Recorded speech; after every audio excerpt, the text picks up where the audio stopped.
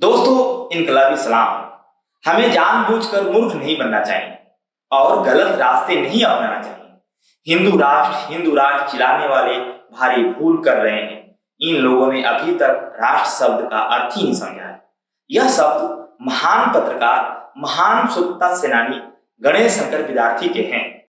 आज हम इस वीडियो में गणेश शंकर विद्यार्थी के जीवन और बेहतर समाज के लिए उनके योगदान पर बात करेंगे। हिंदू राष्ट्र पर उनके द्वारा कहे गए शब्द लगभग 100 साल बाद भी कितने मौजूद। आज समाज में हिंदू राष्ट्र के शोर शराबे में उनके विचार उस समय से भी ज्यादा मौजूद बन गए। हिंदू फांसीवादियों द्वारा हिंदू राष्ट्र का शोर आज हर जगह है। इनके झूठे राष्ट्रवाद की कीमत देश का मजदूर मेहनतकश अपनी जान से चुका रहा है। अल्पसंख्यक, दलित, महिलाएं, जनवादी ताकतें आज हिंदू राष्ट्र के शिकार बन रहे हैं। फांसीवादियों का हिंदू राष्ट्र एक अधिकारी पूंजी की सेवा करने वाला एक अंधराष्ट्रवादी खतरनाक विचार है। देश का कॉर्पोरेट मीडिया हिंदू फांसीवादी विचारों को प्रचारित प्रसारित करने का एक शक्तिशाली तंत्र बन चुका है। आरएसएस के किसी अनुषंगी संगठन की तरह कॉर्पोरेट मीडिया रोज ही अल्पसंख्यकों और जनवाद के खिलाफ माहौल बनाने में लगा हुआ है। हिंदू फांसीवादियों के बढ़ते कदम और मीडिया की चाटुकारिता की भूमिका के इस दौर में गणेश शंकर विद्यार्थी का जीवन, उनके योगदान को याद करना आज बेहद आवश्यक हो जाता है। गणेश शंकर विद्यार्थी का जन्म 26 अक्टूबर 1890 में हथगांव, फतेहपुर, उत्तर प्रदेश में हुआ था। उनके पिता मध्य प्रदेश के एक स्कूल में अध्यापक थे। गणेश शंकर विद्यार्थी अपनी प्राथमिक शिक्षा वहीं से प्राप्त की। 1905 में हाई स्कूल पास किया। आर्थिक तंगी के कारण वे अपनी आगे की पढ़ाई जारी नहीं रख सके।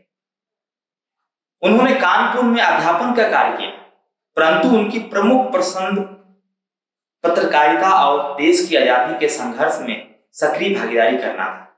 गणेश शंकर विद्यार्थी जी जान से पत्रकारिता करने लगे। उन्होंने प्रारंभ में कर्मयोगी तथा स्वराज में लिखना शुरू किया। महावीर प्रसाद द्विवेदी के सरस्वती पत्र में उन्होंने उप संपादक के पद पर कार्य किया। 1913 में वे कानपुर वापस आ गए, जहां वे एक जुझारू पत्रकार एवं स्वतंत्रता सेनानी के रूप में स्थापित हुए। उन्होंने प्रसिद्ध साप्ताहिक पत्र प्रताप निकाला, जो 1920 में दैनिक पत्र के रूप में छपने लगा था। प्रताप पत्र जुझारू, गरीब, मजदूरों, किसानों, पददलितों की आवाज को उठाता था। इसका अधिकतर वितरण मजदूरों और किसानों के बीच होता था। गणेश शंकर विद्यार्थी ने अपने बारे में कहा, मैं दमन और अन्याय के खिलाफ एक सेनानी हूं। चाहे वो नौकरशाह हो, जमींदारों, पूंजीपतियों या उच्च जाति के लोगों द्वारा किया जाए, मैं जीवन भर अत्याचार के खिलाफ, अमानवीयता के खिलाफ लड़ाई लड़ी है और ईश्वर मुझे आखिरी तक लड़ने की शक्ति दी। अपने बारे में कहे गए शब्दों के अनुरूप ही उनका पूरा जीवन रहा। वे निरंतर संघर्ष करते रहे और अंत समय में भी कानपुर में हिंदू मुस्लिम दंगों को रोकते हुए वे शहीद हुए।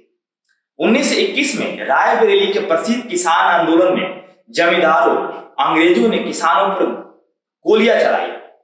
विद्यार्थी ने इस हत्याकांड पर डायरीशाही शीर्षक से लेख लिखा।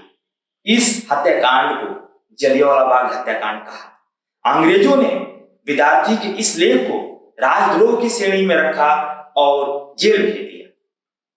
अंग्रेजों का दमन उनके लिखने से और उनके जन सरोकारों को नहीं मिटा सका।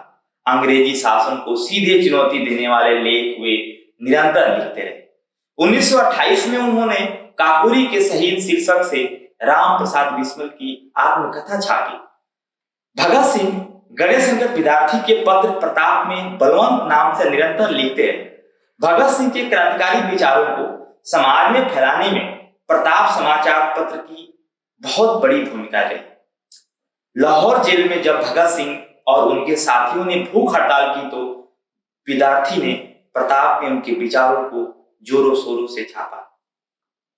गणेश शंकर विद्यार्थी वैसे तो कांग्रेसी थे, लेकिन क्रांतिकारियों के लिए उनके दिल में बहुत प्रेम और श्रद्धा थी। वे क्रांतिकारियों की गुप्त रूप से मदद करते थे। कानपुर में प्रताप का कार्यालय क्रांतिकारियों का गढ़ हुआ करता था। प्रताप समाचार पत्र स्वतंत्रता आंदोलन के साथ साथ मजदूरों, मेहनतकशों की आवाज व धर्मनिरपेक्षता का मुखर स्वर बन गया था। मजदूरों, किसानों के मुद्दों को अपने पत्र के माध्यम से उठाया करते थे। उन्होंने कानपुर के टेक्सटाइल उद्योगों में लगे मजदूरों की हड़ताल का नेतृत्व किया। उत्तर प्रदेश में सत्याग्रह आंदोलन को नेतृत्व देने वाले पहले सत्याग्रही बने।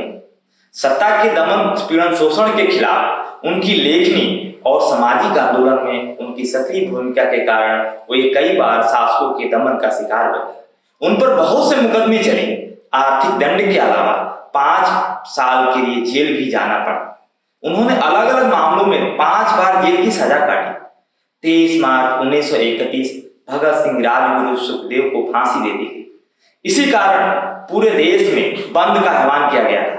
कहा जाता है कि अंग्रेजों ने जनता के आक्रोश को अलग दिशा में मोड़ने के लिए जगह जगह दंगे करवाए। कानपुर में भी इसी दौरान दंगे भड़क गए। गणेश शंकर विद्यार्थी अपने जान की परवाह किए बगैर इन दंगों की आग बुझाने के लिए खुद इस आग में कूद गए। वे दोनों तरफ के लोगों को समझाकर नफरत और हिंसा त्यागने को कहते। वे दंगाग्रस्त शहर में घूमते रहे और लोगों को हिंसा न करने की अपील करते रहे। उन्होंने कई हिंदू मुसलमानों की जान बचाई, शहर के कई इलाकों में दंगे फैलने से रोका। इन्हीं प्रयासों में 25 मार्च 1931 को दंगाइयों की उन्मादी भीड़ के हाथों वे मारे गए। गणेश शंकर विद्यार्थी 41 साल की उम्र में शहीद हुए। एक सांप्रदायिक उन्माद ने इस मशाल को बुझा दिया। सांप्रदायिकता की विष फैलते फैलते आज हिंदू फांसीवाद तक विकसित हो गई है। हिंदू फांसीवाद के खतरे और चाटुकारी मीडिया के दौर में आज गणेश शंकर विद्यार्थी को याद करना बेहद जरूरी है। इनकलाब जिंदाबाद, गणेश शंकर विद्यार्थी अमर रहे, हिंदू फांसीवाद मुर्दाबाद।